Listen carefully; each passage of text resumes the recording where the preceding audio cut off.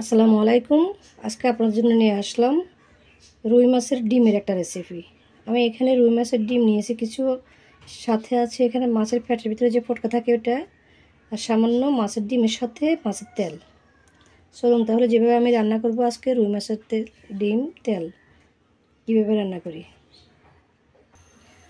আমি চুলায় একটা পাতিল বসিয়ে দিলাম, তার মধ্যে সয়াবিন তেল দিয়ে দিচ্ছি পরিমাণ মতো।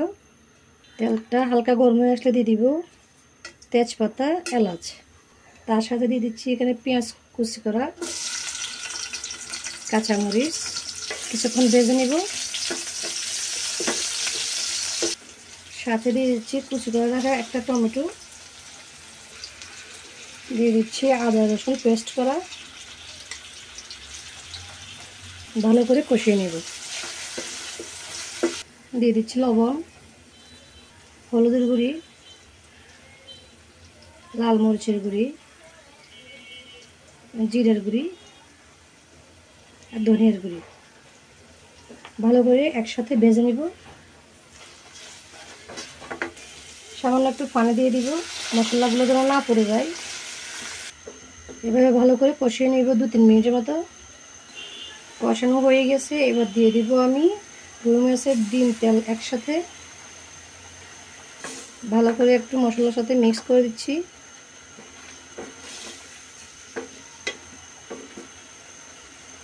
একটু পানি দিয়ে দিচ্ছি, পানি না দিলে ডিমটা ফুলে আসতে পারবে না, কারণ ডিমটা একটু ফুটে ফুটে আসবে। ঢাকনা দিয়ে ঢেকে দিচ্ছি। ঢাকনাটা উঠিয়ে নিচ্ছি কিছুক্ষণ পর। মাছের ডিম তাই একটু ঘন ঘন নাড়াচাড়া দিতে হবে, না হলে ঘন হয়ে লেগে যাবে নিচ দিয়ে। এভাবে প্রায় মাছের ডিমগুলো ফুটে আসা পর্যন্ত রান্না করতে হবে। দেখুন একেবারে কষিয়ে সুন্দর ঘামা ঘামা একেবারে তেলটা বেশি আসছে। এ পর্যায়ে দিয়ে দিব আমি ধনেপাতা কুচি।